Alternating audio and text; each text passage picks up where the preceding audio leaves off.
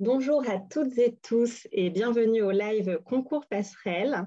Je suis donc Clémence Philippot. Aujourd'hui, nous allons donc vous présenter les modalités du concours Passerelle 2023. Vous saurez tout sur l'inscription, sur les tests demandés, le calendrier, les outils de préparation. Et ensuite, on vous parlera donc du parcours en école de commerce et de la vie étudiante. Et pour aborder ces sujets aujourd'hui avec moi, j'ai 4 intervenants. Nous avons donc Catherine Gauthier, déléguée générale de l'association Passerelle. Bonsoir Catherine. Bonsoir Clémence, bonsoir tout le monde. Nous avons Karine Guibani, directrice des concours et des admissions à l'EM Normandie. Bonsoir Karine. Bonsoir. Nous avons Théa Bourou qui va nous rejoindre en cours de live, qui devrait pas tarder, qui est donc diplômée de l'Institut Mines Télécom Business School. Et nous avons Vincent Goubet qui est donc étudiant en dernière année en Master 2 à Excelia Business School. Bonsoir Vincent. Bonsoir, bonsoir. Et nous avons également Christine qui est avec nous, qui est là pour répondre à toutes vos questions, qui nous les posera aussi à l'oral. Donc surtout n'hésitez pas à nous poser toutes vos questions sur le chat. Alors, nous allons commencer tout d'abord par vous présenter donc, les modalités du concours Passerelle 2023. Donc, il faut savoir que c'est un concours qui est commun à 6 grandes écoles de commerce que vous voyez donc ici sur la carte. Et comme vous pouvez le voir, certaines des écoles ont aussi plusieurs campus en France ou à l'étranger.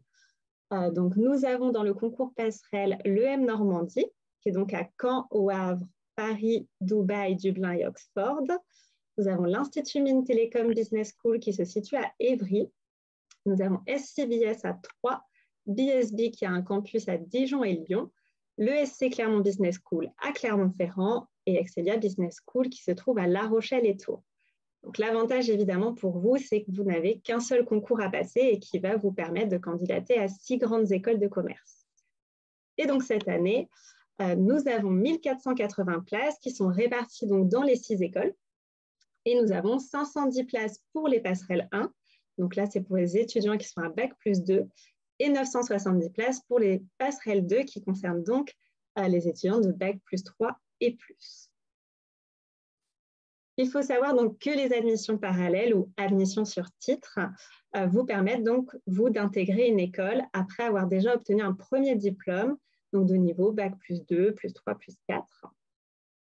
Il faut savoir que le concours Passerelle est ouvert à toutes les filières d'études.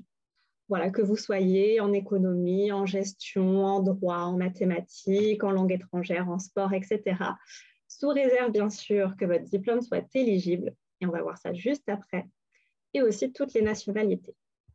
Alors, voyons en détail qui peut passer donc, le concours Passerelle. Donc, le concours Passerelle 1, comme je vous l'ai expliqué, c'est pour les étudiants qui sont en cours d'obtention ou qui ont déjà obtenu un Bac+2. Donc, c'est le cas si vous êtes en BTS, si vous êtes en DUT, donc c'est-à-dire que vous êtes en 2e année de BUT, si vous êtes en licence 2, si vous êtes en classe préparatoire scientifique ou en 2e année en IEP, en classe préparatoire, donc ENSK Champ, ou aussi si vous avez un diplôme homologué ou certifié RNCP de niveau 5, donc qui correspond au Bac+2. Voyons maintenant pour les passerelles 2. Donc là, vous pouvez passer le concours si vous êtes en bachelor, si vous êtes en BUT, donc pour ceux qui seront l'année prochaine en 3e année de BUT, si vous êtes en licence 3, en licence professionnelle, en DCG, DUET, ou alors également si vous avez un diplôme homologué ou certifié RNCP, donc là de niveau 6. Si jamais vous avez un doute sur l'éligibilité de votre diplôme, ce que je vous invite à faire, c'est à nous écrire. Donc, on a un espace contact directement sur notre site, ou si vous avez déjà démarré une inscription, vous avez un espace candidat où vous pouvez aussi nous écrire. Et puis, il vous suffit donc de nous donner toutes les informations sur votre établissement scolaire et sur le diplôme que vous êtes en train de suivre. Et comme ça, on pourra vous répondre et vous dire si vous êtes éligible ou non. Alors, voilà déjà pour cette présentation. Maintenant, je vais vous expliquer plus en détail comment se passent les modalités du concours et aussi avec les dates. Donc déjà, il faut savoir que la sélection, elle repose sur l'étude de votre dossier de candidature et sur des tests. Donc, La première étape, évidemment, c'est d'aller vous inscrire au concours. Donc, l'inscription se fait en ligne directement sur notre site et ne ratez pas la date, vous avez jusqu'au 25 avril pour le faire, en tout cas pour la finaliser. Le dossier de candidature que vous allez donc devoir remplir lors de votre inscription. Donc, nous, ce qu'on vous demande, c'est évidemment déjà la formation que vous êtes en train de suivre et le diplôme préparé ou que vous avez déjà obtenu. Ensuite, on vous demande donc vos bulletins de notes de votre dernière année d'études supérieures complète, c'est-à-dire que si vous êtes par exemple en deuxième année de BTS, vous mettrez vos bulletins de notes de première année de BTS. Et ensuite, vous allez devoir passer un test d'aptitude. Donc là, soit vous passez le test d'aptitude passerelle, qui est donc à passer entre le 14 et le 28 avril, et on vous détaillera évidemment tout sur, on vous donnera toutes les infos sur les épreuves passerelles juste après. Ou alors, vous avez déjà passé un tâche 2, tâche mage où vous allez le faire, auquel cas, il vous suffit de nous fournir votre score et de le télécharger donc, sur la plateforme, et cela avant la fin des inscriptions, donc avant le 25 avril. Ça, c'est important à se noter. Ensuite, les admissibilités donc, ont lieu le 9 mai. Donc là, après examen de votre dossier, vous saurez si vous êtes admissible ou non dans les écoles passerelles. Si vous êtes admissible, vous l'êtes pour les 6 écoles. Ça, c'est aussi important à retenir. Je précise juste pour la constitution du dossier. Donc, vous allez télécharger vos bulletins scolaires et ensuite passer votre test d'aptitude ou nous fournir un score tâche 2, tâche mage. On vous indique, il nous faut évidemment le temps de la relecture et ensuite, on va vous indiquer si votre dossier est complet ou non. S'il n'est pas complet, voilà, ce sera écrit en attente de pièces complémentaires. Et dans ce cas-là, bien sûr, le service concours va vous contacter directement pour vous indiquer les pièces manquantes. Donc, pas d'inquiétude là-dessus. Ensuite, après les admissibilités. Donc, si vous êtes admissible, ça veut dire que vous pouvez poursuivre le concours. Et là, vous aurez du 9 au 15 mai pour choisir les écoles parmi les 6 dans lesquelles vous voulez passer un entretien et prendre rendez-vous pour vos entretiens. Donc voilà, les écoles vont vous proposer des plannings et vous choisirez les jours où vous voudrez passer vos entretiens. Vous allez donc avoir, en plus des entretiens, aussi un test d'anglais à passer. Donc pareil, même système, soit vous passez le test d'anglais passerelle, qui est commun à toutes les écoles, que vous passez là entre le 15 et le 31 mai, ou alors vous choisissez de nous fournir un score de test extérieur d'anglais. Voilà, nous on accepte le TOEIC, le TOEFL, l'IELTS et le test Cambridge. Et donc là, c'est pareil, il est à fournir avant la fin des inscriptions, donc c'est-à-dire avant le 25 avril. Donc à bien se noter aussi. Et ensuite, donc les entretiens individuels, eux, seront à passer entre le 15 mai et le 6 juin, donc directement dans les écoles. Et ensuite, on arrive donc aux admissions. Là, vous aurez donc vos résultats d'admission le 14 juin. Donc là, on va vous classer tout simplement sur la base des 3 notes. Donc de la note à votre test d'aptitude, à votre test d'anglais et à l'entretien que vous aurez passé dans les écoles. Sachant que chaque école vous met son propre coefficient sur donc chacune de ces notes. Et donc le 14 juin, voilà, vous saurez parmi les écoles où vous avez passé un entretien, vous saurez si vous êtes admis ou non. Et là, évidemment, vous ferez votre choix. Je vous précise donc les droits d'inscription. Donc les frais de dossier sont de 50 € tout compris. Il n'y a pas de frais supplémentaires pour les entretiens, par exemple. Les seuls frais supplémentaires, c'est si vous passez évidemment un test extérieur de TAGE ou de TOEIC avec un organisme privé. Mais nous, on a aussi fait le choix de vous proposer des tests passerelles qui sont justement gratuits pour qu'il n'y ait pas de frais supplémentaires. Et je précise que le concours est totalement gratuit pour les étudiants boursiers. Alors maintenant, on va voir donc en détail avec Catherine les tests passerelles. Alors Catherine, est-ce que vous pouvez nous donner donc toutes les informations déjà sur le test d'aptitude? Alors, donc, le test d'aptitude passerelle, c'est un test qui vise à vérifier un certain nombre de compétences dans le domaine arithmétique mathématique et dans le domaine de ce qu'on pourrait dire le français, la compréhension de texte et l'expression écrite. Voilà, donc le test, il compte 60 questions qui sont réparties en 6 sous-tests et les compétences évaluées sont les suivantes. Tout d'abord, un premier sous-test d'aptitude numérique qui comporte 10 questions. Pour réussir ce sous-test, vous avez à maîtriser des aptitudes mathématiques, des aptitudes dans le domaine du calcul. Voilà, vous voyez apparaître sur l'écran les 4 opérations, addition, soustraction, multiplication, division, des techniques de calcul rapide, nombre premier, multiple, PGCD, PPCM, nombre pair et impair, nombre positif et nombre négatif, pourcentage. Et donc, ce sont des questions assez classiques qui font appel à des connaissances mathématiques du collège à peu près, hein, et voilà, qu'il faut essayer de bien maîtriser pour être capable d'y répondre rapidement. Ensuite, vous allez avoir un sous-test d'aptitude à la prise de décision. Donc, sur ce sous-test, vous allez devoir comprendre un énoncé qui est composé d'une question et de 2 hypothèses. Et vous allez devoir discerner si chacune des hypothèses est suffisante pour répondre à la question ou si alors vous avez besoin des 2 hypothèses ou si au contraire vous n'avez besoin d'aucune hypothèse.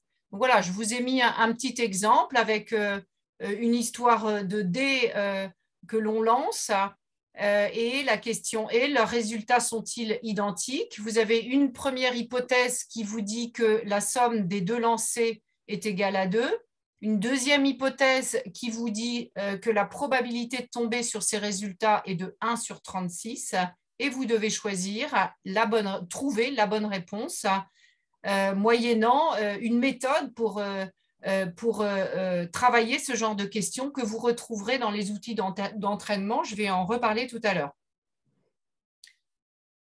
Ensuite, on a toute une série de questions qui vont vérifier votre capacité rédactionnelle. Ce sont des questions qui portent sur les synonymes, les antonymes, les définitions, les reformulations. Dans l'exemple, un exemple de question, c'est qu'est-ce que signifie le mot sédentarité? Et vous avez juste après 4 définitions. Vous devez choisir quelle est la bonne définition du mot sédentarité. Ensuite, une partie compréhension de texte. Donc, sur cette partie-là, on va vous présenter un texte court avec une phrase, éventuellement 2, peut-être 3. Et puis, une question qui porte sur le texte. Et vous devez trouver la bonne réponse. Donc là, en l'occurrence, nous avons dans l'exemple un texte qui nous parle de la réforme des retraites. La question posée est quelle expression permet de caractériser le mieux la situation? Là encore, vous avez 4 réponses possibles, une seule à cocher pour avoir juste à la question. Question ensuite de raisonnement logique. Donc, raisonnement et logique numérique qui peuvent nécessiter aussi d'utiliser des compétences mathématiques telles que celles que j'ai énumérées en début de présentation. Également des compétences dans le domaine des probabilités. Là, on est plus proche d'une question de probabilité. Et enfin, dernière partie, raisonnement verbal. Et donc, le raisonnement verbal, c'est la capacité à détecter des intrus dans une affirmation, à trouver, à comprendre la signification d'un proverbe, à comprendre la cohérence et la logique d'un texte. Voilà, dans l'exemple, on vous donne une information dont on vous dit qu'elle est fausse et vous devez cocher dans les réponses celle des affirmations qui est vraie en tenant compte évidemment de l'affirmation qui est fausse. Donc, vous voyez, il y a à la fois une notion de compréhension de texte, mais aussi une notion de raisonnement et de logique à appliquer pour trouver la bonne réponse. Merci Catherine pour ces précisions. Donc maintenant, eh bien pareil, on fait la même chose pour le test d'anglais. Et donc, vous allez nous expliquer comment se passent ces sous-tests. Alors, le test d'anglais, il comprend également 6 sous-tests, mais plus de questions. Certains des sous-tests ont 20 questions et non 10. Voilà. Donc, c'est un test et en plus, c'est un test qui dure un petit peu moins longtemps. Donc, il faut être un petit peu plus rapide. Premier sous-test, ce sont des phrases à trous et vous devez trouver le mot qui va bien pour que la phrase, une fois complétée, trouve son sens. Vous avez 20 questions de phrases incomplètes. Ensuite, vous avez des phrases avec des mots soulignés et vous devez repérer dans la phrase quel mot souligné ne convient pas, où se trouve l'erreur de choix de mots ou l'erreur grammaticale. Ensuite, vous avez la partie Reading Comprehension où vous devez lire un texte en langue anglaise et ensuite, vous voyez la question posée, nous pouvons comprendre de cette lecture et on vous donne 4 réponses possibles. Vous devez cocher la réponse qui est en cohérence avec le texte que vous venez de lire. Ensuite, on a une partie de compréhension orale, donc une question qui est posée par un narrateur et une réponse à trouver. Après, vous avez une partie monologue qui compte 10 questions. Alors là, vous allez avoir un texte lu, un texte de plusieurs phrases qui est lu par un narrateur. Et puis, 1, 2 ou 3 questions qui vont être posées au sujet de ce texte. Et là encore, vous devez à chaque fois trouver la bonne réponse à la question posée. Et enfin, une dernière partie qui est assez proche de la précédente, sauf qu'au lieu que ce soit un narrateur qui lit un texte, c'est un dialogue entre plusieurs personnes qu'on va vous faire écouter. Et ensuite, on va vous poser 1, 2 ou 3 questions sur ce dialogue et vous devez à chaque question trouver la bonne réponse. Merci Catherine, ça permet d'y voir plus clair et au moins de montrer des exemples aux étudiants. Alors, je vous laisse expliquer les modalités voilà. supplémentaires. Alors après, on est plus dans des considérations d'ordre pratique sur les tests. Premier point, il n'y a pas une date précise de passage pour ces tests. Vous avez un créneau de dates qui vous sont proposés pour le test d'aptitude d'une part et pour le test d'anglais d'autre part. Et c'est à vous à choisir le moment où vous souhaitez passer votre test. Ensuite, le test, le test d'aptitude, il dure 1h30. C'est un test dont les questions nécessitent un petit peu plus de temps de réflexion. Vous avez le droit d'utiliser du brouillon pendant le test d'aptitude et vous avez besoin de brouillon pour alimenter votre réflexion. Par contre, le test d'anglais ne dure qu'1 heure. Il a un peu plus de questions et là, vous devez être un petit peu plus rapide et même si vous avez droit au brouillon, a priori, vous n'en avez pas besoin.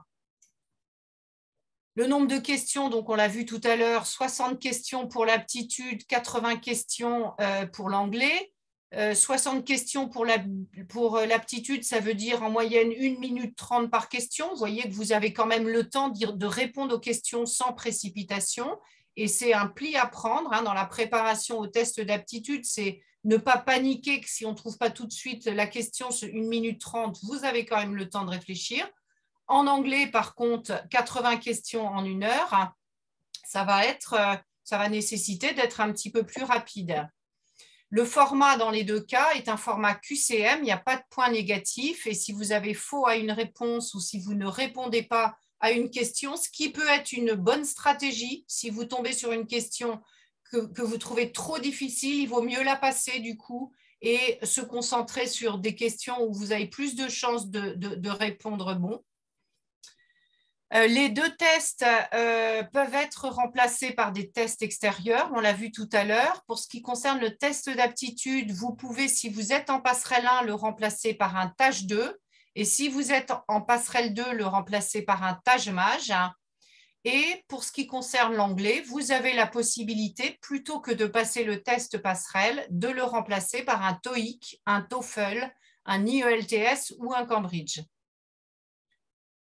La correspondance de notes. Donc, pour obtenir un 10 sur 20, il va vous falloir 30 points au test passerelle, puisqu'il y a 1 point par question bonne dans le test passerelle. un 10 sur 20, ça va correspondre à 90 points obtenus au tâche 2 ou 300 points obtenus au tâche mage. Si vous avez déjà créé votre compte, vous pouvez accéder à une grille de correspondance qui vous dit, en fonction de tel score tâche 2 ou tel score tâche mage, à quelle note vous pouvez vous attendre. Pour l'anglais, donc c'est pareil, une bonne question égale un point. Donc, si pour avoir 10 sur 20, il vous faut 40 questions qui sont justes, ce qui correspond à 550 points TOEIC, 42 points TOEFL, 4 points IELTS et 140 points Cambridge. Voilà, je pense avoir fait le tour. Modalités, ah oui, il y a quand même une dernière question importante. Donc, les modalités de passation, le test se passe à domicile. C'est pour ça que vous pouvez choisir votre jour et votre heure de passation. La surveillance se fait 100% en ligne, à distance. Vous avez en début de test un certain nombre de consignes à respecter, comme par exemple être seul dans la pièce dans laquelle vous composez. Faire attention à être dans un environnement parfaitement bien rangé. Vous devrez, au début, avant de commencer la passation, vous allez devoir montrer au surveillant votre environnement et le surveillant vérifiera qu'il n'y a pas derrière l'ordinateur ou sous la table des ressources X ou Y qui seraient dissimulées.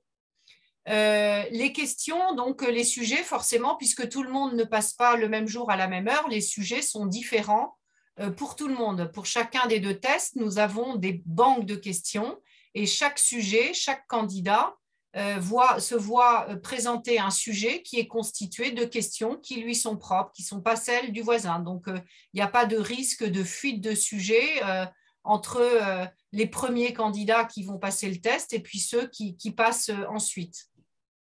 Merci Catherine pour ces précisions. Alors, parlons maintenant de l'entretien, qui est aussi un moment important du concours.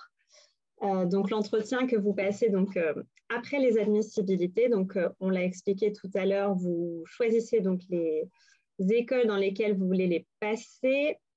Donc là, on a remis les dates, mais on les avait déjà dit tout à l'heure, mais comme ça, vous les revoyez écrites. Et l'entretien dure entre 20 à 30 minutes. Il est spécifique à chaque école, donc chaque école vous expliquera évidemment comment il se déroule. Mais voilà, on est sur une durée en tout cas de 20 à 30 minutes pour chaque école. Karine, est-ce que vous pouvez nous expliquer qu'est-ce que cherchent à savoir les écoles pendant cet entretien avec les candidats ? Alors, effectivement, comme c'est précisé sur l'écran, c'est exactement ça. Là, l'entretien, il fait suite au concours. Donc, le concours, il est là pour évaluer un certain niveau académique et en langue. Ensuite, là, on est sur un entretien de motivation et de personnalité. Donc là, on va essayer de découvrir qui est le candidat, quel est son projet, pourquoi il est intéressé par notre école, comment il se projette à la fois dans l'école et ensuite plus tard, voilà, dans sa vie professionnelle, même si son projet n'est pas totalement abouti. Et ensuite, on va essayer aussi de découvrir un petit peu quelles sont ses valeurs, tout simplement pour voir si elles sont en adéquation avec celles de l'école. Voilà, donc c'est un échange, c'est vraiment une discussion. La plupart des candidats disent voilà, que c'est quelque chose de très agréable puisque c'est vraiment une conversation. Ils sont même surpris la plupart du temps de la bienveillance des jurys. Et ça, en général, ça se retrouve dans l'ensemble des écoles passerelles. Donc, on part du principe que si le candidat est stressé, il ne va pas donner le meilleur de lui-même. Donc, on organise de façon à ce que l'entretien se déroule dans de très bonnes conditions. C'est convivial, c'est souriant et c'est vraiment une conversation. Et ce n'est pas un interrogatoire. Ça permettra peut-être de déstresser certains parce que c'est toujours un moment un peu stressant, en effet, Tout à fait. cet entretien. Alors Théa, toi, tu as fait partie de la team admissible. Est-ce que tu peux nous en dire deux mots, peut-être nous expliquer un peu quel est le rôle de cette team dans les écoles ? Oui, en effet, donc je fais partie de cette équipe. Alors, nous, notre but, c'est déjà de vous accueillir une fois que vous arrivez sur l'école, avant votre entretien, de vous donner les derniers conseils, de répondre à vos questions. On vous accompagne tout au long de la journée à vos euros, mais on vous fait aussi visiter le campus ou alors on vous parle de l'école. On peut aussi vous aider à préparer votre entretien, d'appuyer sur tel ou tel point. Donc vraiment, il y a une ambiance de bienveillance aussi. On est là pour vous accueillir et vous aider à vous sentir bien et à cibler les bonnes réponses.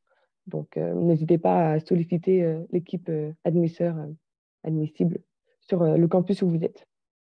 Donc voilà, donc en plus, vous avez des étudiants dédiés à votre accompagnement, donc, ce qui permettra aussi peut-être de limiter ce stress. Donc, juste une petite précision. En effet, pour les étudiants qui seraient à l'international, soit qu'ils le sont actuellement ou qui le seront pendant donc la période des entretiens, vous pouvez passer l'entretien à distance. Voilà, on demande juste des justificatifs, soit de domicile, si vous habitez bien sûr à l'international, ou de scolarité ou de stage. Voilà pour cette précision. Ensuite, nous allons parler des outils de préparation. Voilà, on vous a parlé des tests passerelles et de l'entretien en détail, mais on a évidemment des ressources qu'on met à votre disposition pour vous entraîner. Et Catherine va vous expliquer tout ça. Alors, les outils de préparation, donc comme Clémence l'a sous-entendu tout à l'heure, ce n'est pas forcément nécessaire de souscrire à des préparations privées pour vous préparer au concours passerelle, parce que ces préparations, elles ne sont pas forcément parfaitement en phase avec ce qu'est vraiment le concours passerelle. Et nous, on préfère, nous, produire des documents de préparation qui vous donnent des indications exactes et fiables sur ce que vous allez trouver dans les tests qui vous seront présentés. Donc, premier élément, vous avez tout simplement sur le site internet, dans la page S'orienter, concours S'orienter, vous allez trouver des fiches de présentation de chacun des 2 tests avec un récap pour chaque sous-test, quelles sont les compétences qui sont évaluées et puis quelques exemples de questions. Donc, la première des choses à faire, c'est d'aller consulter ces fiches de présentation. Ensuite, une fois que vous avez créé un compte candidat, vous avez la possibilité d'accéder à des tests blancs, c'est-à-dire à des tests qui vont vous permettre de vous entraîner en conditions réelles et à la fois pour apprendre à gérer votre temps, pour faire les 60 questions du test d'aptitude en 1h30 et puis les 80 questions du test d'anglais en 1 heure. Vous avez besoin d'un peu d'entraînement pour voir un peu comment vous pouvez y arriver. Et là, grâce à ces tests blancs, vous avez la possibilité donc de vous rendre compte ce que ça donne, la gestion du temps pour assurer la réussite du test. Et puis, c'est aussi l'occasion de vous entraîner à utiliser la plateforme d'examen. Donc, un point que je n'ai pas dit tout à l'heure, vous avez la possibilité de faire les questions dans l'ordre que vous voulez. Vous pouvez naviguer à l'intérieur des sous-tests. Vous pouvez, par exemple, aller directement au sous-test dont vous savez que vous êtes très à l'aise. Vous allez le faire très rapidement et ensuite avoir un peu plus de temps pour faire d'autres sous-tests où c'est un petit peu plus difficile. Et puis, la troisième ressource dont vous disposez, c'est une plateforme d'entraînement pour le test d'aptitude qui vous permet de trouver des fiches méthodes qui vont vous donner, j'allais dire, des trucs et astuces. C'est peut-être pas tout à fait le terme qui convient, mais c'est quand même un petit peu ça. Comment faire pour réviser, comment faire pour arriver à réussir ce test d'aptitude et à avoir une bonne note. C'est un test qui est accessible, qui peut faire un petit peu peur quand on ne s'entraîne pas, mais dès qu'on commence à prendre contact avec ces fiches méthodes, avec des exercices corrigés, on se rend compte finalement assez rapidement que les questions, ben voilà, ça, c'est pas toujours la même chose, mais il y a des formats de questions qui reviennent régulièrement. Donc voilà, avec quelques heures d'entraînement, si possible un peu plus que quelques heures ou plusieurs fois quelques heures, on peut arriver à faire monter sa note assez facilement. Je rappelle que le concours passerelle est, comme son nom l'indique, un concours. Le but du concours, c'est de classer les candidats. Ce n'est pas de voir leur niveau, c'est de les classer. Et donc, qui dit classement de candidats dit essayer d'obtenir la meilleure note possible pour être le mieux classé possible et à la fin, avoir le choix des écoles dans lesquelles vous pourrez aller. Et puis, pour ce qui concerne la préparation des entretiens, là, vous trouverez sur YouTube des vidéos où on vous donne tout un tas de détails sur la façon dont se déroulent les entretiens, sur les questions qui peuvent être posées, comment y répondre, comment se préparer, comment préparer son pitch, comment s'habiller pour venir à l'entretien, etc., etc. Donc, je vous recommande vraiment de les regarder.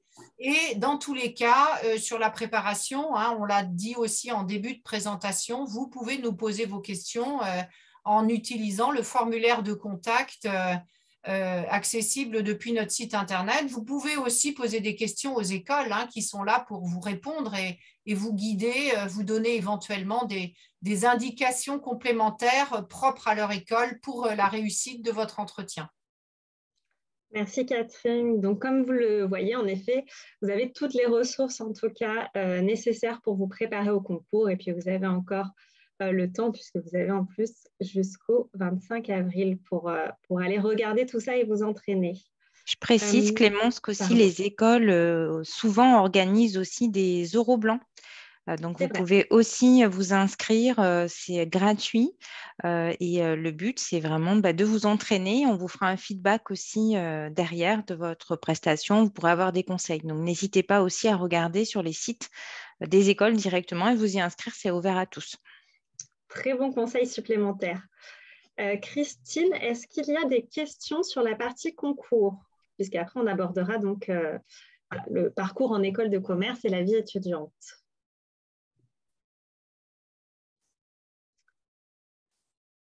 Ah, Christine, le micro n'est pas ouvert. Toutes mes excuses. Donc, je disais qu'il y avait beaucoup de questions, que je répondais au maximum par écrit, mais il y en a certaines qui reviennent. Donc, une question pour Catherine. Comment choisir entre un texte extérieur et un test passerelle? Et peut-on présenter les deux et choisir sa meilleure note? Ah, le micro aussi. Comment choisir? Donc, il faut aller jeter un coup d'œil au test passerelle, peut-être faire tout simplement le test blanc, essayer de voir ce que vous arrivez à avoir comme note, et puis ensuite faire la même chose avec le test extérieur et voir où est-ce que vous obtenez le meilleur résultat. Voilà. Après, il y a un autre critère qui est que le test passerelle, il est gratuit, le test extérieur est payant, donc ça peut être intéressant de plutôt passer le test passerelle, hein. Après, ce qu'il faut savoir, c'est qu'à partir du moment où vous avez passé le test passerelle, on ne prendra pas en compte votre résultat à un test extérieur. Donc, notamment, voilà, si vous passez par exemple votre test passerelle le 14 avril, eh bien, vous ne pourrez pas le 20 avril nous présenter un score, on ne le prendra pas. Alors, j'ai aussi des questions sur le nombre de candidats qui passent le concours chaque année et le pourcentage d'admis en passerelle 1 et en passerelle 2. Alors, le nombre de candidats, c'est quelques milliers, on va dire, hein. L'année dernière, il y en a eu 4000. Pourcentage de candidats, ça dépend de beaucoup de paramètres. Le nombre de candidats, ça dépend des barres qui sont mises par les écoles, hein. Ça dépend du niveau global des candidats. On ne sait pas pourquoi, mais certaines années, le niveau des candidats est un peu élevé. D'autres années, il est un peu plus bas. On va dire qu'en gros, quand même, le pourcentage d'admis en école, il tourne autour de 40%. Je dirais entre 37 et 43%. Ça dépend des années, ça dépend du niveau de concours. Voilà. Et donc ça, on ne peut pas être plus précis par rapport à ça. Très bien. Certains candidats s'inquiètent de la préparation de leurs tests. Est-ce que la préparation disponible sur le site internet de Passerelle et les tutoriels qu'on peut trouver sur YouTube suffisent pour passer le concours Passerelle? Moi, pour la partie test écrit, je pense que oui. Par contre, ça nécessite un investissement quand même. Il faut y passer un petit peu de temps pour aller fouiller dans les fiches méthodes, regarder les exercices, voir les les notions qui sont déjà acquises et les sous-tests auxquels vous êtes très à l'aise pour vous concentrer sur ceux qui apparaissent comme étant un peu difficiles. Voilà, mais si vous faites cet effort de travailler, comme je le disais tout à l'heure, quelques heures pendant quelques jours, ce n'est pas non plus un effort énormissime. Je pense que vous pouvez arriver à avoir une très bonne note et donc à obtenir un classement à la fin intéressant pour intégrer les écoles. Pour ce qui est de se préparer à l'entretien, Karine, est-ce que tu veux peut-être ajouter quelque chose? Mais je pense que tu as déjà dit l'essentiel. Oui, c'est ça. En fait, c'est vraiment de bien, de bien se renseigner sur les écoles déjà. Enfin, il y a tout un préparatif qui peut se faire bien en amont pour pouvoir, pour savoir en fait, parce que ça va ressortir lors de votre prise de parole, pourquoi vous êtes dans telle école, qu'est-ce qui vous a séduit, etc. Et puis en parallèle, bien se préparer aussi sur soi, donc préparer son pitch de présentation, essayer de vous entraîner à vous préparer en 2 minutes maxi, on va dire, 2, 3 minutes, mais vraiment grand maximum, en disant l'essentiel et en donnant envie d'en savoir plus. Et donc ça, effectivement, ben, ça se prépare. Alors certains vont privilégier l'écrit, vont avoir besoin d'écrire et puis d'apprendre. D'autres, c'est simplement en répétant, en répétant. Voilà, essayer de vous entraîner avec des amis sur votre présentation. Faites en sorte qu'ils vous posent des questions et puis qu'ils vous corrigent aussi sur des éventuels tics de langage que vous pouvez avoir dû au stress. On n'a pas toujours l'habitude comme ça de parler de soi. Donc, c'est beaucoup d'entraînement. Et qui dit entraînement ne dit pas forcément apprendre par cœur parce qu'il faut quand même que ça reste naturel.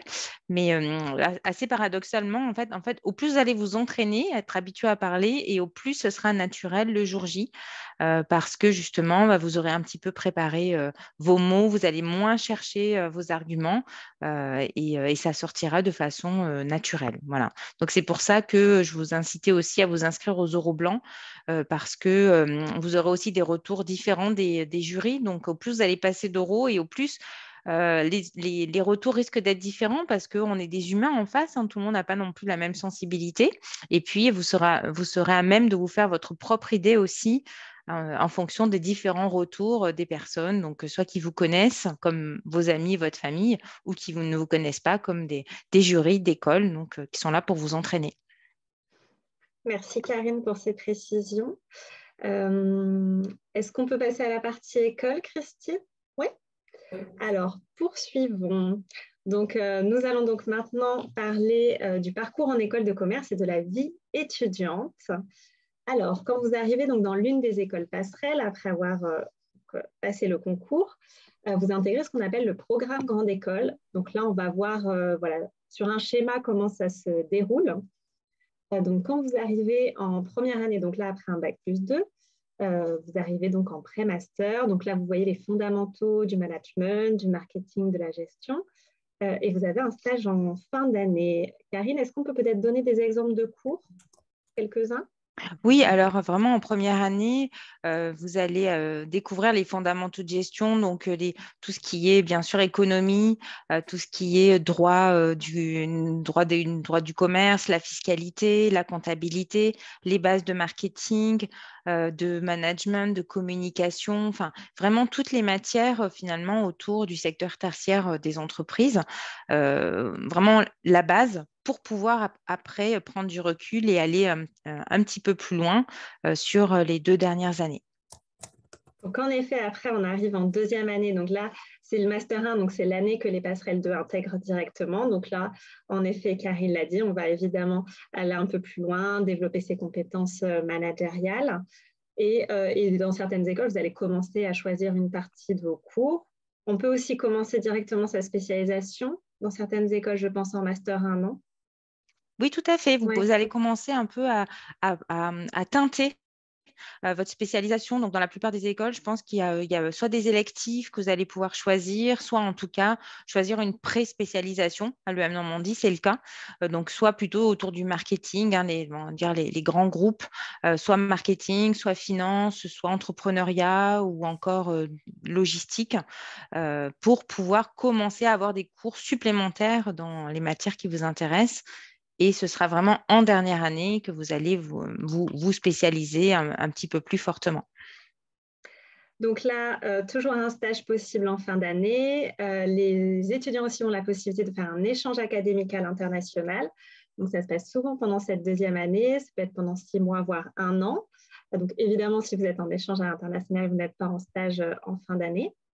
Après, vous avez la possibilité de faire une année de césure. Karine, est-ce qu'on peut expliquer en quelques mots ce que c'est ou à quoi ça sert? Oui, alors c'est une année qui est complètement optionnelle, comme tu le disais, et qui peut vous aider déjà à acquérir de l'expérience professionnelle, hein. C'est avant tout destiné à cela, parce que vous avez une année que vous allez pouvoir diviser en deux. Donc, soit par exemple faire 6 mois de stage, suivi de 6 mois en volontariat ou en mission humanitaire ou en CDD. Donc, vraiment pour construire votre CV, acquérir de nouvelles compétences. Et bien sûr, cela peut aussi vous aider à choisir votre spécialisation de dernière année. Si vous hésitez, par exemple, entre deux ou entre trois, vous allez pouvoir choisir 2 expériences dans des secteurs différents ou dans des fonctions différentes et faire un retour, hein, d'expérience en disant bah, finalement, voilà, je donne un exemple, je ne sais pas si vous hésitez si vous voulez travailler dans le marketing et puis vous hésitez entre travailler en agence, par exemple, ou plutôt être chef de produit, bah, du coup, vous allez essayer de trouver un stage en agence et ensuite une expérience en tant que chef de produit ou assistant chef de produit. Et là, vous aurez vraiment une très bonne idée de ce en quoi ça consiste. Et vous allez pouvoir vous interroger sur comment vous vous sentez, est-ce que ça vous plaît, est-ce que vous avez envie de creuser ou est-ce qu'il y a des choses qui vous gênent. Et ça, en général, vous allez pouvoir être aidé aussi à votre retour en école par des coachs en général d'orientation. Chez nous, ça s'appelle le parcours carrière, qui vont vous faire réfléchir sur ces expériences-là. Qu'est-ce que ça vous a apporté au-delà du j'aime pas, mais quelles nouvelles compétences vous avez acquises. Et comme ça, mais petit à petit, construire et mûrir votre projet pour pouvoir choisir plus facilement votre spécialisation de dernière année. Merci Karine. Et donc ensuite, on arrive donc à l'année du Master 2, là où vous validez votre grade de Master.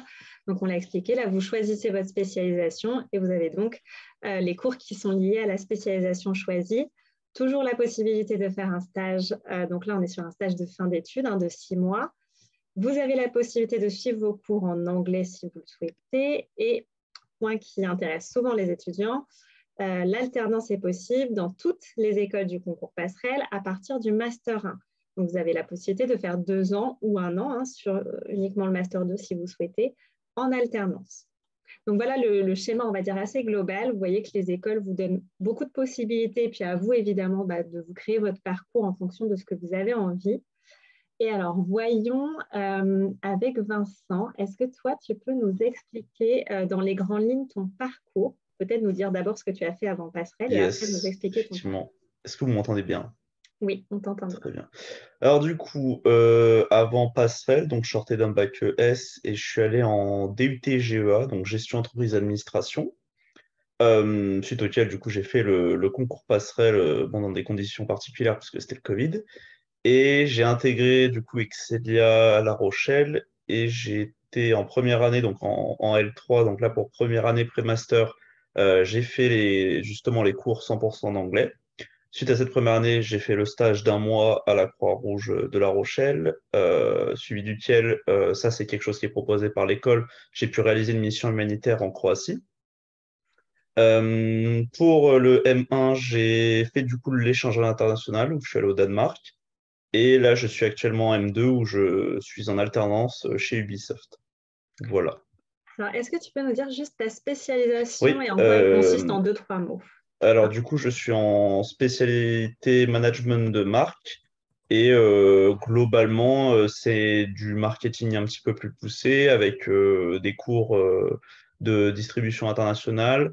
Le marketing, on va voir, au lieu de rester vraiment sur quelque chose de global, on va aller sur le côté de l'innovation et également, du coup, forcément sur le côté management de marque avec, avec de l'organisation, etc. Voilà. D'accord, alors merci. Et évidemment, on va rentrer après un peu plus dans le détail, dans certaines de tes expériences, mais comme ça permet déjà de voir sur le schéma comment toi tu as fait. Et Théa, donc toi tu es maintenant diplômée, mais est-ce que tu peux nous expliquer quel a été ton parcours en école? Oui, alors du coup, moi, j'ai fait un bac ES, pareil. Ensuite, j'ai rejoint donc, le programme Bachelor, qui m'a permis donc d'obtenir un bac plus 3. Et j'ai donc passé le concours Passerelle 2 pour finir mon master. Donc, j'ai intégré tout au long de mon master et de mon bachelor l'école Institut Mines Télécom Business School, donc IMTBS en raccourci, en région parisienne. Donc voilà, j'ai fait ces 2 années de master. Donc, je me suis spécialisée en 3e année en ingénierie des systèmes d'information.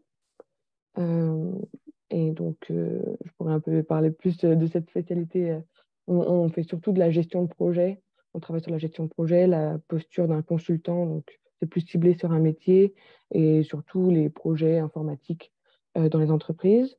Et donc, j'ai fait mon stage de fin d'études en 3e année. Et donc, maintenant, je suis donc diplômée de ce parcours et je suis actuellement en poste. Merci Théa.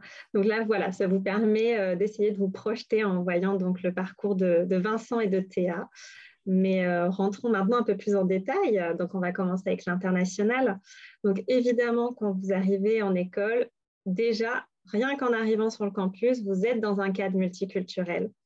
Vous avez des professeurs internationaux pour une partie. Vous avez des étudiants de toute nationalité qui viennent aussi faire un échange académique en France. Vous avez la possibilité, comme Vincent, de suivre vos cours en anglais. Vous pouvez en profiter pour apprendre une nouvelle langue si vous le souhaitez. Les écoles vont aussi vous préparer aux tests de langue, comme le TOEIC par exemple. Et après, évidemment, vous aussi, vous allez pouvoir partir. Karine, est-ce que vous pouvez nous expliquer quels sont les différents types d'expériences possibles et peut-être ce que ça peut apporter aux étudiants? Oui, tout à fait. Alors, c'est vraiment effectivement ce qu'on vient chercher souvent en école de commerce parce que enfin, au-delà des cours, il y a cette possibilité de s'expatrier, alors de minimum 6 mois jusqu'à l'ensemble finalement des années, selon les écoles. Nous, à l'EM Normandie, on dispose de plusieurs campus à l'international, donc Oxford, Dublin et Dubaï maintenant qui vient d'ouvrir. Et il y a également des universités partenaires. Là, c'est le cas pour toutes les écoles. Nous, on en a 200. Et l'idée, c'est vraiment de justement pourquoi on en a autant, c'est pour pouvoir envoyer des étudiants en toute petite cohorte en partenariat, en échange international et pour éviter qu'ils restent entre Français, sinon ils auraient un peu tendance à rester voilà, un peu entre eux. Et donc, ce sont des partenaires qui sont vraiment dans la lignée du programme qui est dispensé. Donc, on travaille avec eux vraiment le programme pour que ce soit évolutif. Donc, si on intègre en U3 ou en M1, ils ne vont pas suivre les mêmes cours. Donc, voilà, ils vont valider aussi des crédits ECTS. Ils peuvent également y aller en dernière année, en M2, pour cette fois-ci valider un double diplôme. Donc, ils auront le diplôme de leur école en France et le diplôme de l'université. Donc, ça peut être intéressant aussi quand on souhaite commencer sa carrière à l'international. C'est toujours intéressant d'être aussi diplômé d'une université ou d'une école de commerce de la même nationalité, par exemple voilà, au Canada ou au Japon, en Corée. Et voilà, donc vraiment, c'est important parce que au-delà de la langue, bien sûr, la langue, c'est important. Nous, on demande 750 au TOEIC pour être diplômé de l'école à la fin. Donc, au plus on va aller s'expatrier et au plus, bien sûr, on va développer son niveau en anglais. Mais c'est aussi un état d'esprit. On parle souvent de international mindset parce que forcément, on va devoir s'adapter à de nouvelles cultures, à de nouvelles façons de penser. On n'enseigne pas non plus les sciences de gestion de la même façon selon les pays et on n'apprend pas de la même chose. Donc voilà, vous allez bien sûr pouvoir vous enrichir aussi de tout ça, de toutes ces différences. Et c'est bien sûr ce que recherchent les entreprises aussi qui embauchent des jeunes diplômés grade de master, Bac+5.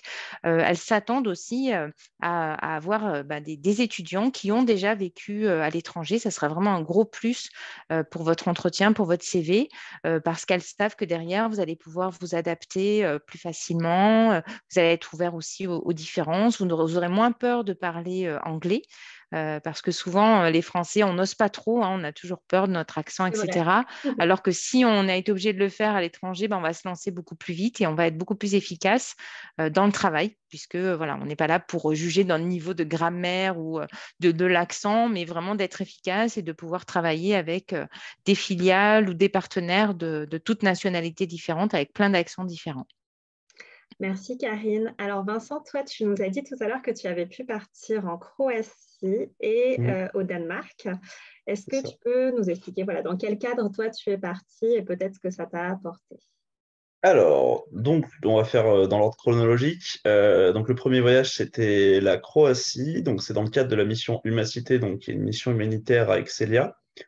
Donc, le but, c'est soit de réaliser un travail en association, soit d'aller faire une mission humanitaire à l'étranger sur une période de 10 semaines entre la première et deuxième année.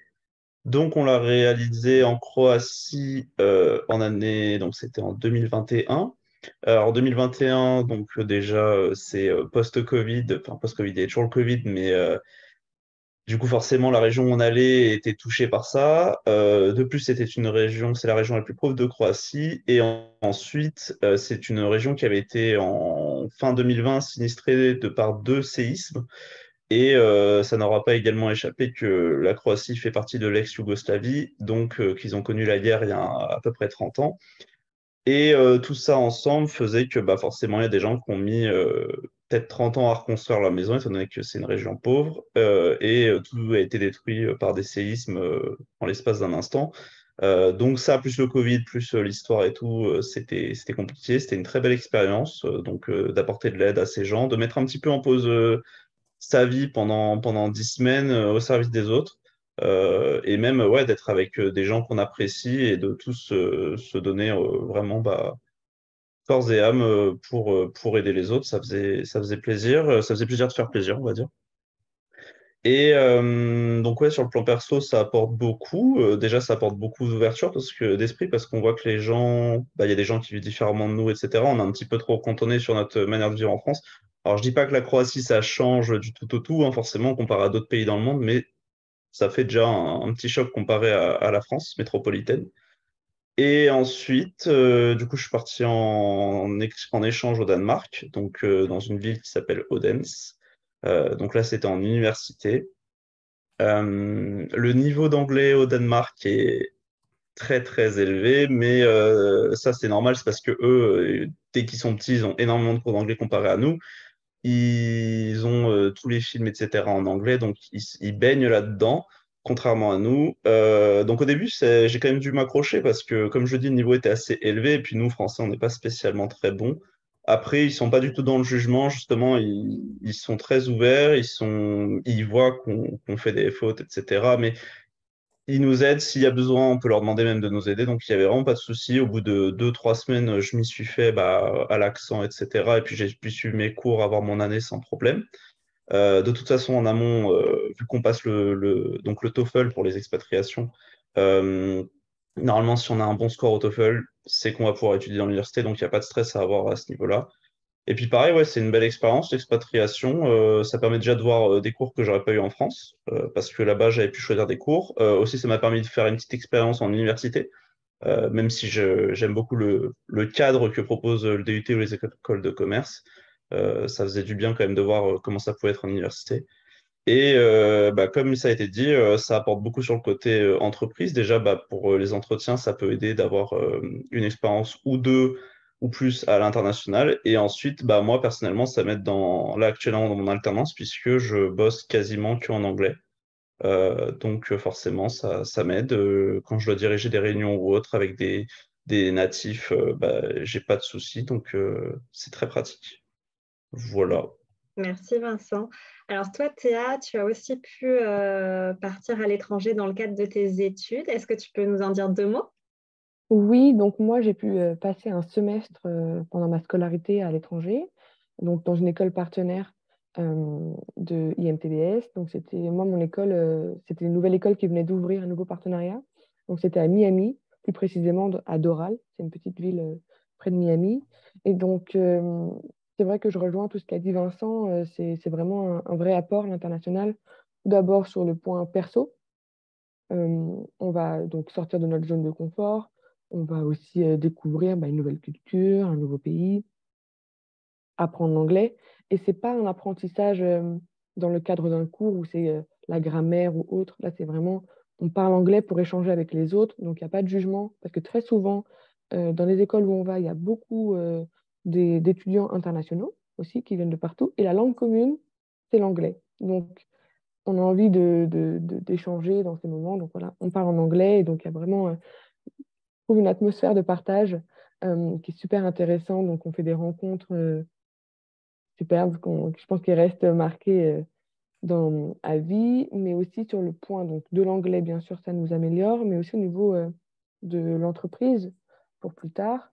C'est un réel atout d'avoir cette expérience parce que donc, on a dû s'adapter à une autre culture, à d'autres personnes, à d'autres cours. Et donc, il y a on doit s'adapter là-bas. Et donc, les entreprises aiment bien avoir des étudiants ou des futurs collaborateurs qui ont eu cette expérience. C'est un réel atout. Alors, bien sûr, il y a aussi les stages qui peuvent compenser. Ce n'est pas que l'international qui est important, mais l'international est une réelle opportunité. Merci Théa. Donc, vous l'aurez... Pardon, Karine. Oui, et on peut aussi faire des stages à l'international parce que la plupart des stages peuvent aussi se faire, soit dans la continuité de votre expatriation, soit partir directement de France. Et ça aussi, c'est un bel atout si vous avez la possibilité de le faire. Il y a plein d'offres sur les sites, sur les intranets des écoles. Et voilà, au moins vous êtes directement dans le bain aussi, même pour une petite expérience de 2-3 mois, c'est vraiment intéressant. Donc, vous l'aurez compris, en effet, il y a une forte dimension internationale dans les écoles passerelles. Donc, profitez en tout cas de tout ce que l'école peut mettre à votre disposition. Justement, en parlant de stage, allons-y. Donc, en effet, vos études en école de commerce sont très professionnalisantes. On l'a vu tout à l'heure, vous avez la possibilité de faire des stages chaque année. On l'a dit, en France ou à l'international. Et donc, toi, Théa, tu as fait un stage de fin d'études. Est-ce que tu peux nous dire quel était ton poste et nous résumer tes missions? Oui, bien sûr. Donc, alors, mon stage de fin d'études, donc on a été préparé par les professeurs, entraînés pour nos entretiens. Tout d'abord, donc, il y a vraiment un appui de l'école dans cette recherche de stage. Donc, moi, j'ai commencé mon stage de fin d'études en février 2021. Donc, je cherchais dans le secteur du consulting. Alors, qu'est-ce que c'est? Donc, nous sommes, donc on appartient à une entreprise et donc on va avoir des clients qui sont d'autres entreprises qu'on vient accompagner dans des changements internes ou bien dans des changements de logiciels.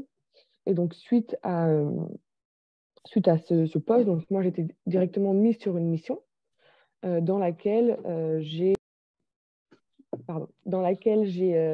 j'ai pu donc évoluer au fur et à mesure, monter aussi en responsabilité. Donc, c'était une mission dans laquelle je déploie un gros logiciel dans un client du secteur public. Et donc, du coup, c'est vraiment touche à tout parce que j'ai choisi ce secteur parce qu'on pouvait aussi bien s'améliorer personnellement que aussi professionnellement. Et donc, le stage m'a permis donc, d'évoluer dans l'entreprise et aujourd'hui d'avoir le poste que j'occupe parce que j'ai donc continué après dans le poste où j'étais en stage en tant que CDI. Bien sûr, je suis montée en responsabilité, mais j'ai continué là-dessus. Merci Théa. Et donc, toi, Vincent, tu es actuellement en alternance, puisque donc, vous avez la possibilité de faire de l'alternance dans les écoles passerelles. Donc, je le redis, dès le Master 1 dans toutes nos écoles, ce qui vous permet d'avoir donc des temps en entreprise et des temps de formation à l'école. Est-ce que tu peux, toi, nous expliquer quel est ton poste actuel et quelles sont tes missions en quelques mots? Ok, alors du coup, je suis Customer Support Assistant, donc c'est l'intitulé. Donc concrètement, qu'est-ce que je fais? Je fais principalement de la coordination. Donc je travaille sur un jeu vidéo. Donc sur un jeu vidéo, ça n'échappera pas à tout le monde que le jeu est disposé dans plein de langues, donc forcément il y a des traductions. Également, nous de notre côté, il y a des développeurs, il y a des game designers, donc ceux qui sont censés faire les niveaux ou le jeu en général. Il y a les producteurs, ceux qui sont censés à peu près donner la direction que le jeu va prendre et gérer un peu le côté financier, est-ce que ça marche, etc. Les artistes, etc., les CM. Donc, il y a tout ce beau monde et forcément, chacun avance de son côté sur ses projets, mais le but, c'est quand même de garder en tête qu'on avance tous vers un projet commun. Et c'est là où vient la coordination. Et il faut réussir un petit peu à faire ensemble, en sorte que tout le monde puisse fonctionner ensemble et à faciliter le travail de chacun pour que personne ne galère. Moi, ça peut passer par exemple, je rédige souvent des FAQ, donc de la documentation pour les équipes, donc que ce soit nos équipes internes pour les aider à mieux travailler, ou même les équipes externes, puisqu'on a des prestataires, pour les aider à travailler. Ça va être aussi beaucoup de suivi, donc du suivi de performance sur Excel, etc. Donc, c'est assez varié. Moi, j'aime bien. Et après, dans le détail, oui, des fois, je vais y avoir des missions plus comment dire, spécifiques. Ça peut être sur de la triche, ça peut être sur de la communication, ça peut être sur du développement au cas par cas. Merci Vincent. Donc, évidemment, l'avantage de l'alternance, c'est de pouvoir avoir une expérience professionnelle longue, hein, soit 1 an comme Vincent ou 2 ans si on fait une alternance un peu plus longue. Il y a de fortes chances aussi que ça augmente votre employabilité. Et voilà, si l'entreprise vous a formé 1 an ou 2 ans, il y a des chances qu'elle vous propose un poste à la sortie. Et ça marche aussi pour les stages, hein, puisque Théa, elle a été embauchée dans son entreprise à la suite de son stage. Donc, ça marche pour les deux. Évidemment, il y a aussi un avantage financier à l'alternance. Je pense que tu ne me contrediras pas, Vincent, puisque les frais de scolarité sont réglés directement par votre entreprise. Donc, ça allège aussi les coûts. Et vous êtes rémunéré aussi chaque mois. Est-ce que ce n'est pas indiscret si je te demande combien tu es rémunéré, Vincent? Non, pas du tout. Du coup, moi, là, dans mon alternance, pour le moment, je suis rémunéré 1 460 € par mois. Et du coup, sans oublier le fait que, comme vous l'avez dit, que les frais de scolarité sont pris en charge, ce qui n'est clairement pas négligeable. Voilà, donc il y a évidemment aussi cet aspect financier. Alors, autre manière aussi de se professionnaliser, c'est la vie associative. Karine, est-ce qu'on peut en dire 2 mots, peut-être expliquer quel type d'association et pourquoi est-ce qu'on dit que c'est un peu une mini-entreprise, ces associations? Oui, c'est exactement ça. Alors déjà, même les cours, on en a parlé tout à l'heure, mais même au sein des cours, l'entreprise est omniprésente. Déjà, c'est important aussi de dire ça, puisque vous avez des professionnels qui viennent, ça peut être des diplômés des écoles, mais ça peut être aussi tout simplement des entreprises partenaires. Et donc, ils vont vous donner déjà un enseignement très, très concret. Vous allez avoir des projets vraiment d'entreprise sur lesquels travailler. Vous allez vraiment avoir des missions. Donc, vous baignez vraiment dans l'univers entreprise. Et les associations aussi sont faites pour ça, puisque dans la plupart des écoles, on vous demande de faire une association. Ce n'est pas forcément obligatoire, mais c'est fortement recommandé. Nous, à l'EM Normandie, c'est obligatoire en première année. Parce que déjà, ça part d'un attrait, parce que vous avez une centaine de projets en général, et vous allez choisir quelque chose qui vous parle à vous personnellement, que ce soit dans le domaine sportif, humanitaire, culturel, la vie festive de l'école. Voilà, il y a vraiment toute une pléthore en fait de projets différents. Et vous allez déjà partir de ce qui fait du sens pour vous. Et à partir du moment où ça fait du sens pour vous, vous aurez envie de vous investir encore plus dans ce projet, dans cette association. Et donc, apprendre finalement le métier de futur manager, puisque vous allez avoir un budget à gérer ou à aller chercher, des partenariats à créer. Vous allez avoir aussi des rôles au sein de cet asso. Donc, soit vous êtes président, vous pouvez aussi être trésorier, secrétaire, vous pouvez aussi être chargé de communication. Enfin, voilà, donc c'est vraiment des rôles, finalement, des fonctions qu'on retrouve après dans le monde professionnel. Des comptes à rendre aussi. Donc, voilà, vous allez financer un projet, par exemple un voyage aussi humanitaire. Et donc, si vous avez bien travaillé la récompense, vous allez pouvoir vous déplacer, par exemple, et puis partir, mener à bien votre projet sur place, si c'est en lien, par exemple, avec un pays en voie de développement. Et voilà, donc la récompense, elle est là à la clé. Donc, en général, les étudiants, ils sont investis, voire surinvestis dans leurs assos. C'est vraiment quelque chose qui leur prend énormément de temps. Les cours sont aussi conçus pour ça, c'est-à-dire que vous allez avoir moins d'heures de cours que ce que vous avez connu au lycée ou ce que vous pouvez connaître là maintenant peut-être en BTS, DUT, parce qu'il y a du temps laissé justement aux assos. Il y a des après-midi entières, par exemple, nous, le jeudi après-midi, les étudiants n'ont pas cours et c'est dédié au projet associatif. Ça demande du temps et ça va vous apprendre à travailler en collaboratif, en équipe, à chacun se faire un rétro-planning.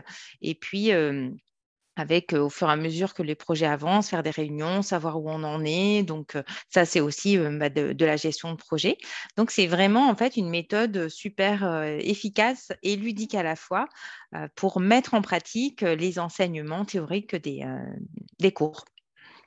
Voilà, c'est ça. Karine l'a dit, hein, c'est une manière ludique de mettre en pratique ses cours et voilà, de se professionnaliser aussi, mais d'une manière différente avec la vie associative. Et il y en a pour tous les goûts. Donc, en plus, chacun peut trouver l'asso qui va lui correspondre. Donc, parlons un peu d'accompagnement.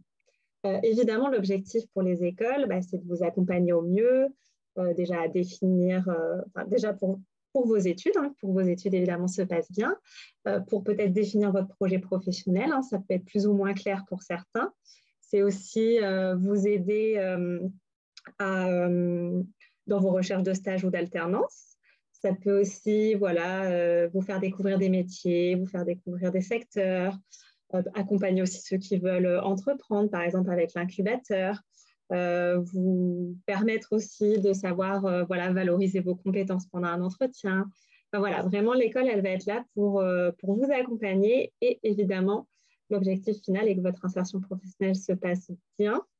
Est-ce que vous confirmez, Karine ? Exactement, c'est exactement ça. L'idée, c'est de travailler vraiment sur le fond, hein, sur qui vous êtes, vous apprendre à mieux vous connaître aussi pour pouvoir mieux construire votre projet, votre parcours, mieux cibler les entreprises dans lesquelles vous allez avoir envie de trouver un stage ou une alternance. Et finalement, que même si à l'entrée dans l'école, vous n'avez qu'une vague idée de ce que vous avez envie de faire, finalement que ça s'impose un petit peu comme une évidence à la fin parce que vous avez tellement travaillé sur vous, vous avez tellement fait de retours d'expérience avec les coachs que vous avez un degré de connaissance de vous-même assez intéressant et qui va pouvoir ressortir aussi lors des entretiens d'embauche puisque vous savez exactement pourquoi vous postulez dans cette entreprise-là, à telle fonction. Vous vous connaissez, donc vous allez arriver à mettre en avant vos compétences beaucoup plus facilement, vos qualifications, et donc maximiser les chances d'être recruté dans cette entreprise. Ça, plus les stages, les alternances, toutes les expériences, c'est vraiment le combo idéal pour pouvoir derrière décrocher un job. En général, les taux d'emploi à la sortie sont très élevés. C'est autour de 90%, ce qui est quand même assez important. Encore plus, évidemment, si on fait de l'alternance. Mais ce qu'on recherche en sortant d'une grande école de commerce, c'est pas seulement de trouver un job, c'est de trouver finalement le job de ses rêves pour que vous soyez épanoui, en phase avec vous, avec vos valeurs aussi, dès la sortie de votre formation. Ce qui peut aussi aider après dans son insertion professionnelle ou pour trouver des stages aussi ou de l'alternance, hein, c'est aussi le réseau de diplômés. Les écoles, elles mettent en avant leur réseau de diplômés. Et donc, l'intérêt, évidemment, hein, d'être connecté à ce réseau et l'aide que ça peut apporter, est-ce que c'est une réalité de pouvoir, tous ces avantages qu'apporte le réseau des diplômés, Karine?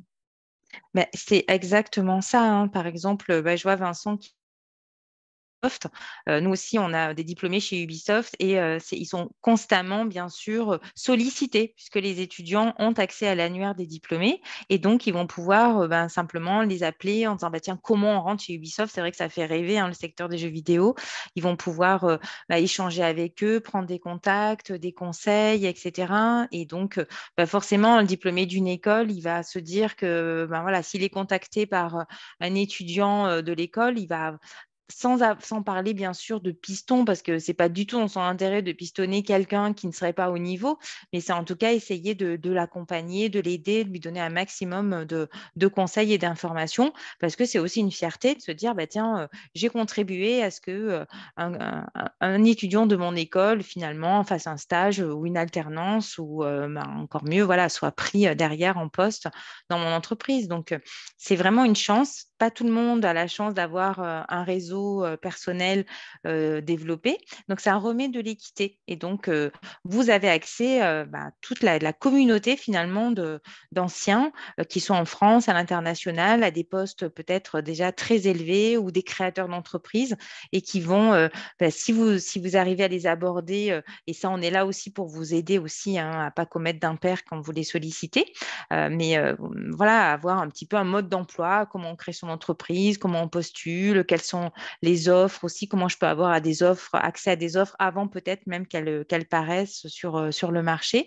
Donc, c'est vraiment un trésor inestimable. Vous allez aussi participer aux événements qui sont organisés, donc que ce soit des business drinks after work ou des conférences, des événements, des galas. Enfin, il y a tout plein de choses qui sont organisées par les associations des diplômés auxquelles en général les étudiants ont accès. Et donc, voilà, c'est vraiment une chance et il faut surtout jouer le jeu. Souvent, les étudiants, ils n'osent pas trop au début. Ils se disent, oh là là, je n'ai pas envie d'y aller. Et on voit que ceux qui jouent le jeu, derrière, ils en retirent tous les bénéfices très rapidement. Donc, en effet, c'est un réseau fort, ce réseau de diplômés. Puis c'est des milliers de diplômés qui sont sortis des écoles passerelles. Donc, il ne faut pas hésiter à en bénéficier, évidemment. Alors, Théa, toi, tu es diplômée maintenant. Alors, est-ce que tu restes aussi connectée à ton école, toi aussi? Oui, oui. Déjà, j'ai fait beaucoup aussi d'interventions lors des journées portes ouvertes. On vient aussi s'adresser aux futurs étudiants de cette école pour expliquer voilà, notre parcours, qu'est-ce qu'on a fait. Mais je reste toujours en contact déjà avec des amis qui étaient dans d'autres promotions qui sont encore étudiants, donc on garde contact. Et même, il se peut que j'ai été contactée pour des recherches de stages, des personnes qui recherchent des stages, donc on va les conseiller, on va leur dire quel discours avoir en entretien ou autre. Du fait qu'on retire notre expérience, pour moi, est récente. Les entretiens, c'était encore il y a 1 an. Mais voilà, je peux venir aider. Et du fait qu'on a le même parcours, souvent, on vient de la même école, il y a vraiment un lien, une solidarité. C'est un lien qui se perd. Et même si je pense, dans 10 ans, quelqu'un de mon école me contacte encore, il y a toujours ce lien qui se fait. On a appartenu à la même école, c'est la même image. Donc, voilà, une fraternité, je pense, qui reste entre alumni, comme on dit, donc les diplômés et les futurs diplômés. Donc, vous l'aurez compris, en tout cas, évidemment, l'objectif avec tout ce qu'on a vu jusqu'ici, l'international, toutes les expériences professionnelles possibles, la vie associative, l'accompagnement de l'école, etc., l'objectif, c'est que vous ayez une insertion professionnelle réussie au bout du compte et avec le job de vos rêves, comme le disait Karine tout à l'heure. Pour vous illustrer ça, je vais vous donner les chiffres d'insertion professionnelle des jeunes diplômés qui sortent des grandes écoles de commerce et qui est donc une enquête qui est faite chaque année par la Conférence des grandes écoles. Donc, ça concerne les 38 grandes écoles de commerce qui en font partie, dont évidemment les écoles passerelles.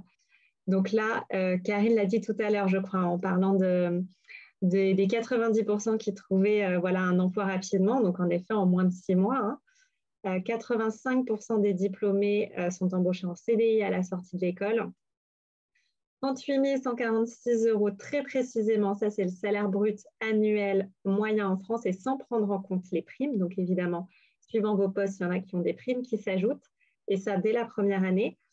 Pour vous donner un petit comparatif, vous avez le baromètre de l'APEC 2021 sur l'insertion des jeunes diplômés, mais de toute filière d'études, pas uniquement commerce.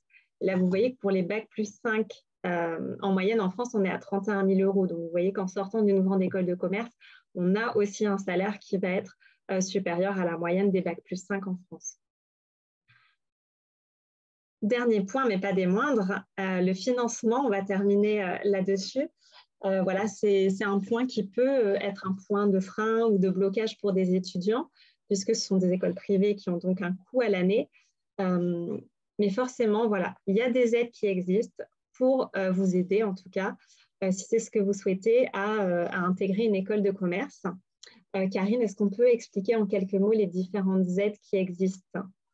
Oui, alors c'est vrai que y a vraiment depuis plusieurs années maintenant, hein, mais une véritable démocratisation de l'accès aux grandes écoles de commerce. L'alternance, bien sûr, c'est énorme en termes de financement, hein, les 2 dernières années ou la dernière année. La première année, bien sûr, on ne peut pas vous envoyer en alternance parce que on estime qu'il faut vous former, on ne peut pas vous envoyer comme ça en entreprise, mais la plupart des étudiants vont faire un prêt. Donc, c'est assez facile puisque déjà, nous, par exemple, on a un simulateur sur notre site Internet déjà. Donc, vous allez pouvoir très facilement rentrer vos données, se dire, est-ce que vous allez emprunter, par exemple, juste pour la première année parce que vous prévoyez faire de l'alternance après ou non, pour l'intégralité des 3 ans, c'est possible. Et donc, on va vous aider aussi à monter un petit peu votre dossier de demande de prêt, le montant que vous pouvez demander à votre banquier en fonction de vos ressources. Est-ce que ça va englober justement les frais de logement, les frais d'expatriation? Et donc, vous allez pouvoir choisir en fonction de ce que vous souhaitez faire. Est-ce que voilà, c'est une petite somme, une somme un petit peu plus importante? La plupart des écoles ont des banques partenaires qui vont vous prêter soit à taux préférentiel, mais en tout cas, voilà, qui vont vous prêter plus facilement parce qu'elles savent aussi, elles sont conscientes que les taux d'emploi net à la sortie sont élevés. Donc, le diplômé va s'insérer facilement et va pouvoir rembourser son prêt aussi assez rapidement. Elles ne mettent pas non plus le couteau sous la gorge pour rembourser dès l'obtention du diplôme, hein. Souvent, ça va se faire à l'obtention, donc voilà, à la signature du premier poste.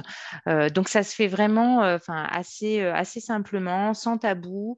Il y a des services qui sont dédiés complètement à l'accompagnement, qui soit financement des études ou même le handicap, ou voilà, tous les cas particuliers qui peut y avoir. Il y a une cellule d'écoute dès le départ. Donc, il ne faut surtout pas avoir honte ni peur de se manifester. Dès le début, comme ça, le service, en toute confidentialité, va pouvoir vous identifier, vous accompagner, vous suivre pour mener à bien votre projet sans avoir justement le barrage du financement. Voilà. Et donc, bien sûr, les stages sont rémunérés à partir de 3 mois. Il y a beaucoup aussi de jobs étudiants puisque, comme je l'indiquais tout à l'heure, finalement, il y a à peu près, on va dire, 20 heures de cours semaine maximum, ce qui laisse la possibilité, bien sûr, de travailler sur les projets de groupe, les associations, mais aussi d'obtenir des jobs étudiants, que ce soit en France ou à l'étranger, encore plus facilement à l'étranger même, je dirais. Et donc, ça va être aussi un moyen d'avoir une source de financement supplémentaire, par exemple, pour le loyer ou pour les dépenses courantes. Voilà.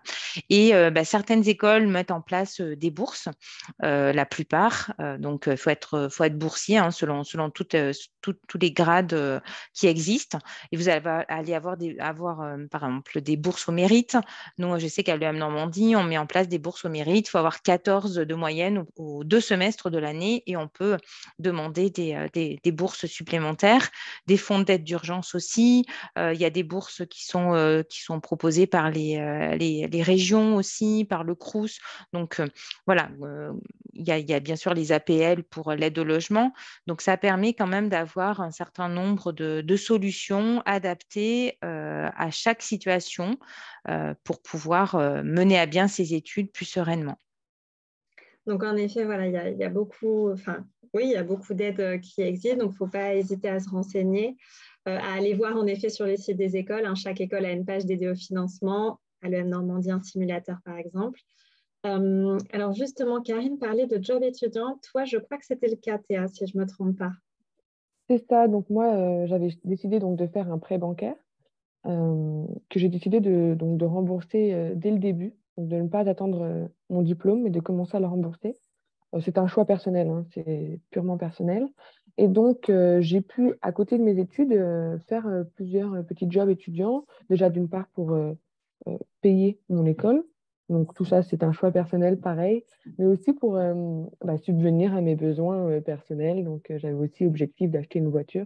Je voulais m'acheter ma propre voiture. Donc, voilà, j'ai pu, à côté de mes études, et je l'ai eu, j'ai pu travailler à côté sans que ça devienne une charge mentale ou une charge de fatigue en plus.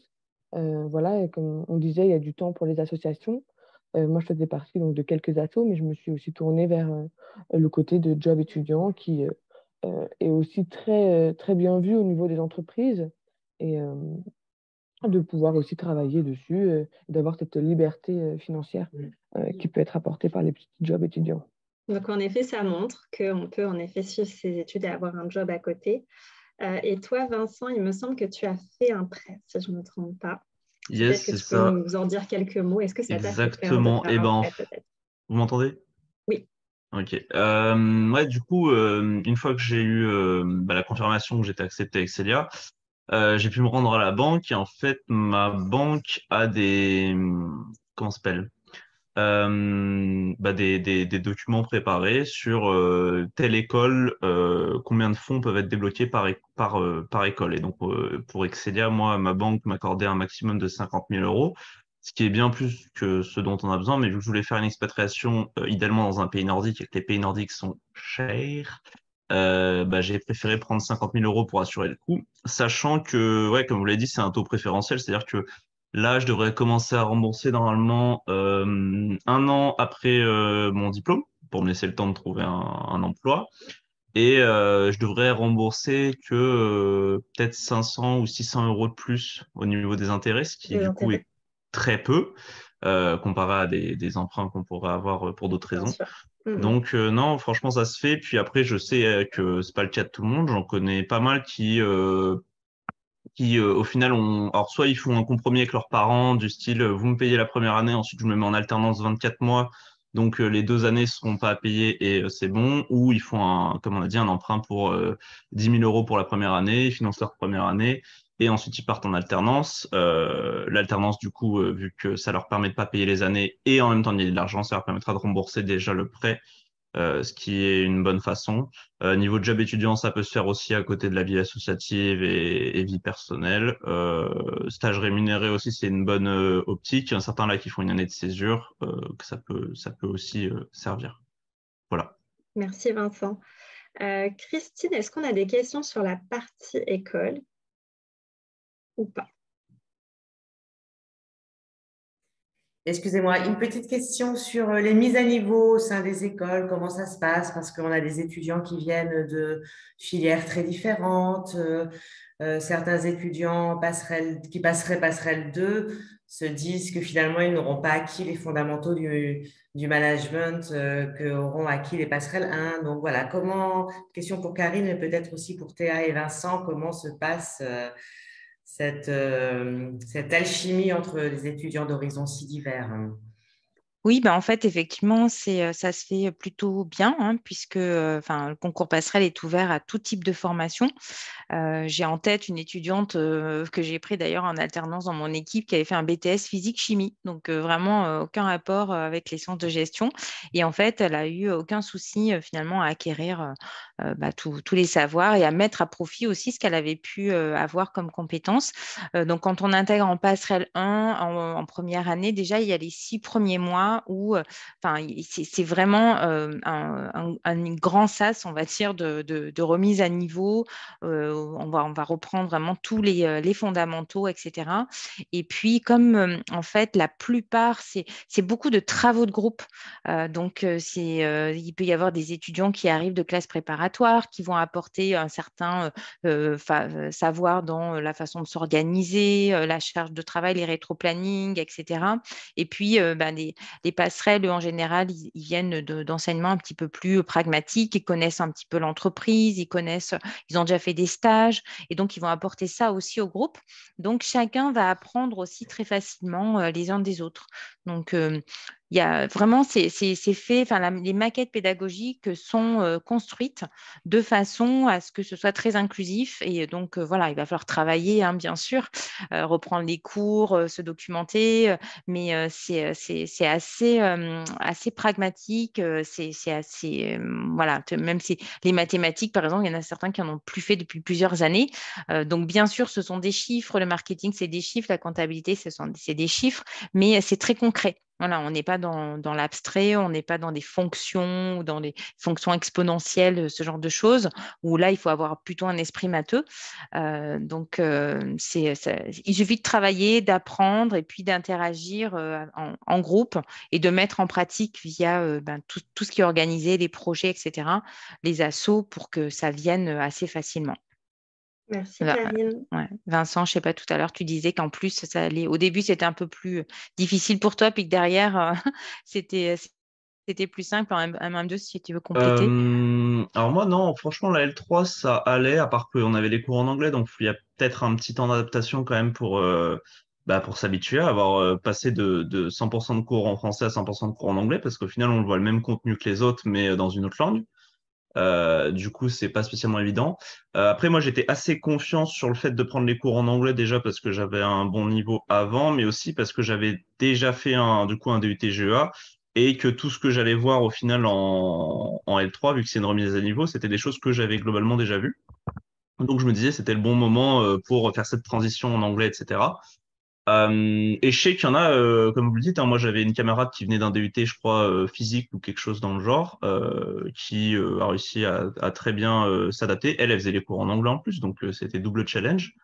Donc non, franchement, ça se fait bien. Et après, j'ai envie de dire, pour ceux, alors soit ceux qui ont besoin de la remise à niveau, tant mieux. Il y a beaucoup d'entraide. Je sais que j'avais une camarade qui n'avait jamais fait, par exemple, de gestion de projet, qu'on avait besoin pour un entretien. Vu que j'en avais déjà fait, j'avais pu l'aider. Mais sinon, ouais, vu qu'on a soit on a du temps pour vraiment faire notre remise à niveau à fond, et si pour ceux qui ont déjà fait, je sais pas, comme moi, un DUT GEA et qui finalement auront peut-être déjà tout vu ce qu'il y a dans la remise à niveau, c'est vraiment le truc parfait, soit pour se mettre à fond sur le projet associatif, je sais pas, potentiellement aller faire le BDS, le BDE ou autre, et ou sinon se mettre sur un projet perso parce que forcément ça nous aura libéré du temps ou aller travailler à côté des études. Est-ce qu'il y avait d'autres questions, Christine? Non, je pense qu'on a répondu à toutes les questions.